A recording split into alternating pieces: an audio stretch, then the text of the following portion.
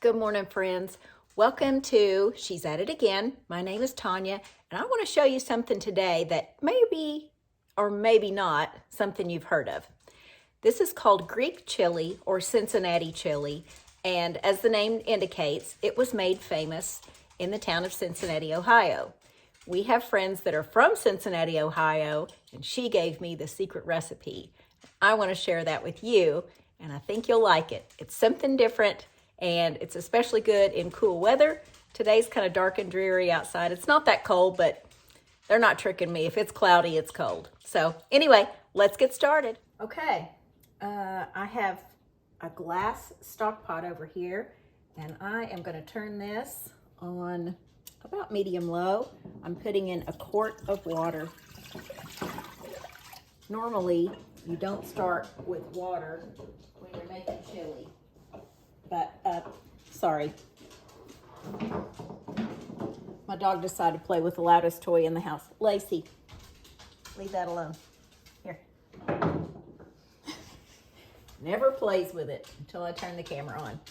Okay, to that we are gonna add 2 pounds of ground beef, and this is grass-fed organic ground beef.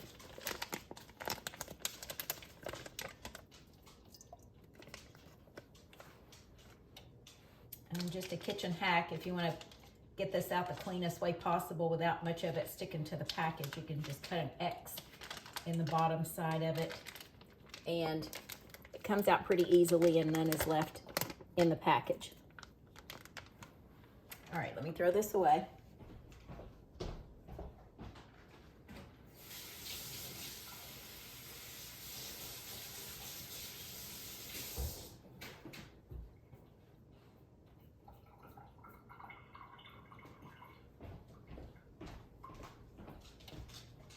I'm going to take a spoon and start breaking this up.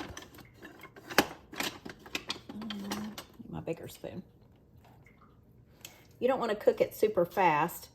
You want to be able to kind of move this ground beef around to where it just falls apart and almost looks like it's a watery pot of ground beef, basically, is what it is. And that is what you're starting with. We're going to add actually quite a few spices to this. The best way I know how to describe this is it has a little bit of a cinnamon and an allspice flavor to it. But if you're thinking to yourself, chili with cinnamon in it, that's pretty disgusting. Just let me say that the end product is not your typical chili, that this is served over spaghetti noodles and then topped with things like diced onions, if you like fresh diced onions. If you don't, I'm not crazy about them, so I would leave mine off. I like cooked onions, but not necessarily raw onions.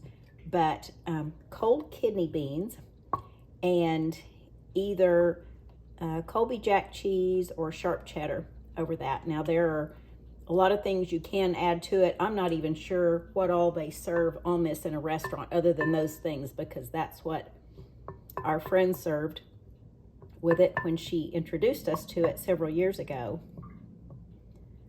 But from what I understand, and I've watched videos on these places that serve Greek chili in the Cincinnati area, and there is quite the battle going on as to whose is the best and who started it, who came up with it first, whose original recipe it is, and all that. But you know what?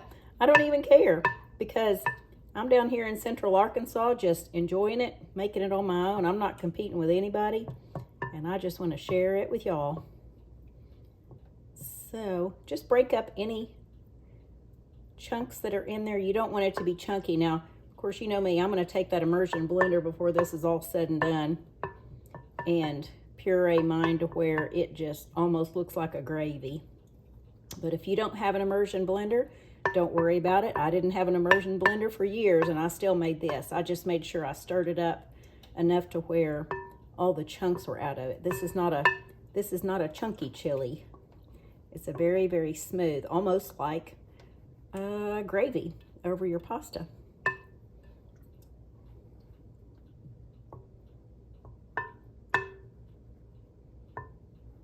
Okay, to this, mixture of water and ground beef. We're gonna add 2 chopped onions. And of course I have these already chopped up in my little chopper machine here.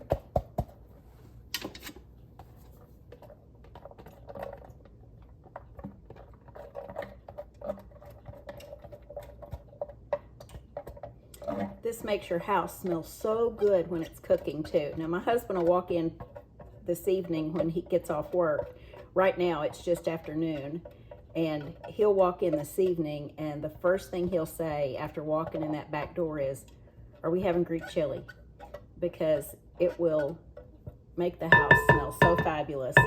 And I'm gonna have to break the news to him. This is for a different day. We're not serving it tonight. We also want to add some minced garlic. So get that out of the fridge.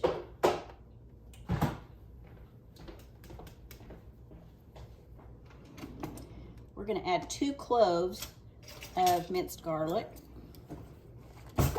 So to me, that's just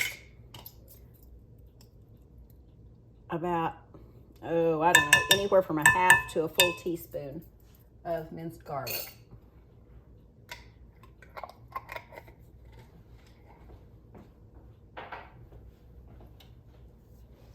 Just stir everything in as you go. Now remember, your heat's only on just a medium low.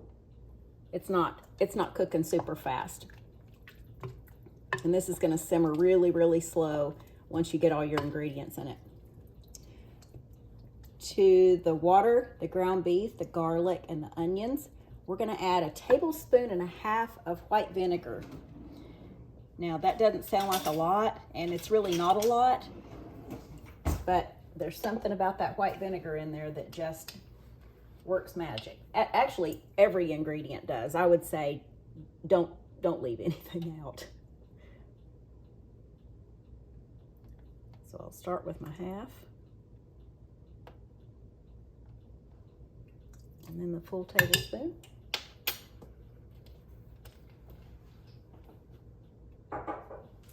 Next ingredient is a small can of tomato paste. This is a 6-ounce can. You can use as much as 8 ounces in here if you want to, but a 6-ounce can is perfectly sufficient.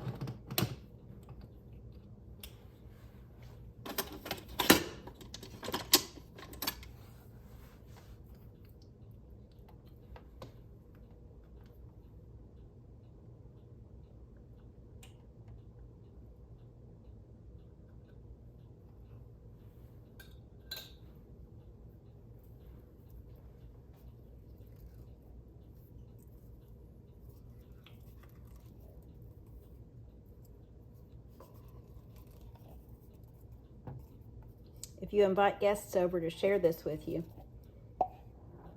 just make up some name for it. Don't say chili, because they'll be thinking like cowboy type chili, like the chili we've made before. I have a different video on just chili from scratch, and we certainly like our chili.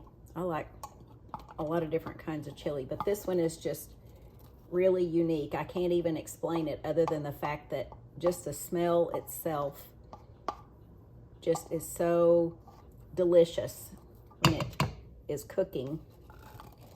But if your guests walk in, they'll immediately go, "What in the world is that?" Because it really does smell that good.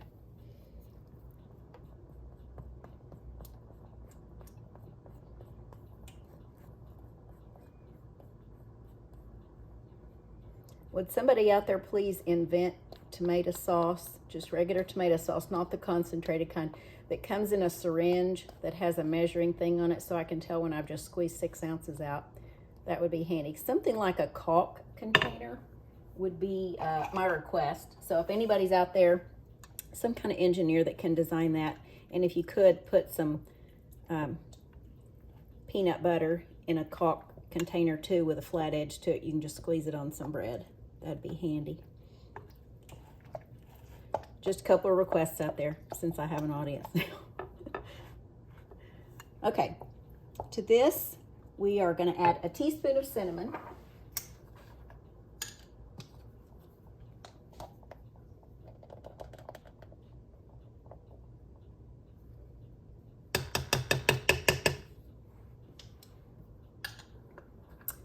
We're going to add a teaspoon of ground cumin.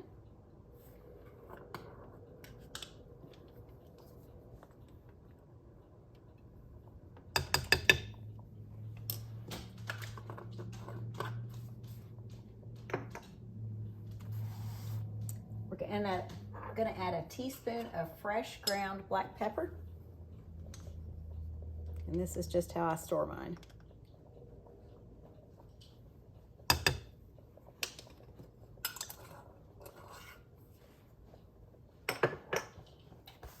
One and a half teaspoons of allspice.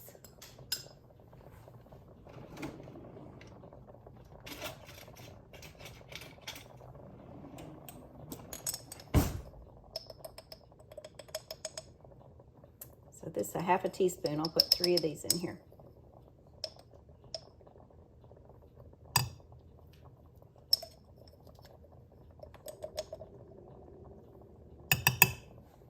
That allspice is absolutely delightful.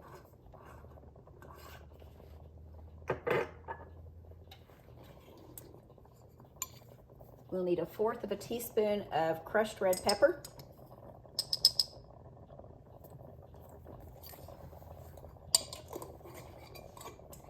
I can hear the sound of this cooking, so I better give it a stir.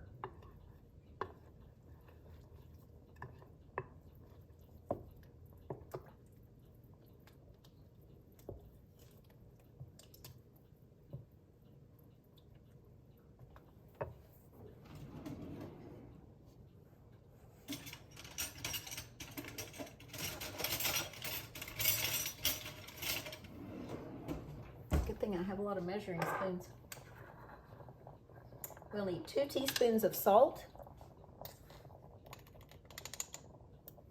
This is just Himalayan pink salt. To that, we're also going to add 3 tablespoons of chili powder, which sounds like a lot of chili powder, but again, you've got 2 pounds of ground beef in this.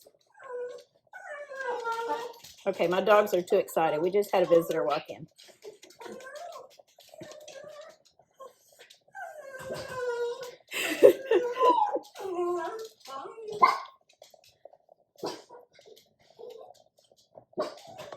There's 2.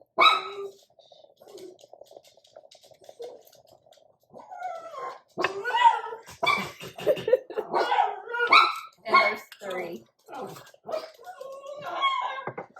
Next, we're going to put in a teaspoon of unsweetened cocoa powder, which is kind of unusual, but there's a purpose to it.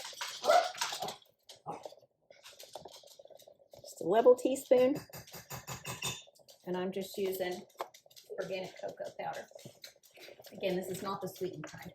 Let's give this a stir. Remember, keep your heat low and slow. And the last thing we're going to do is add 5 bay leaves to this. So try to pick ones that are not all broken up, because you want to be able to find these when you're trying to fish them out before serving this. So just lay these on top. Get as much off your spoon as you can. We're going to put the lid on this, and we're going to simmer this for about 2 hours. So keep your burner low. You can stir it every once in a while. We're going to simmer it for 2 hours. We'll come back and I'll let you know what the finished product looks like soon. Okay, here is our Greek chili. It has been simmering for about 2 hours. I just turned the burner on. I had a friend ring the doorbell and show up, a surprise to me, and we had a nice visit for about 2 hours. So this was simmering. She kept saying it smelled really good. So there's a few little chunks left in here, so I'll probably get the immersion blender out. Of course, I need to take the bay leaves out. I'll make sure I take all 5 of those out, and I'll get the immersion blender out, blend it till it's real thin. Now what I'm going to do is, when I serve this in the next few days, I'm not sure which day I'm going to serve it. We'll probably have guests over, but I'm going to show you what the finished product looks like because I want you to see what the whole pile-up thing is about to fixing Cincinnati chili. So we'll pile on we'll put the pasta on, put the Greek chili on top of it, and we'll pile on some cheese and onions and cold kidney beans and oyster crackers on top of it. If I can find organic oyster crackers. If not, I will break up some saltines and put on there. So anyway, we'll be back in just a bit and I'll show you what the finished product looks like.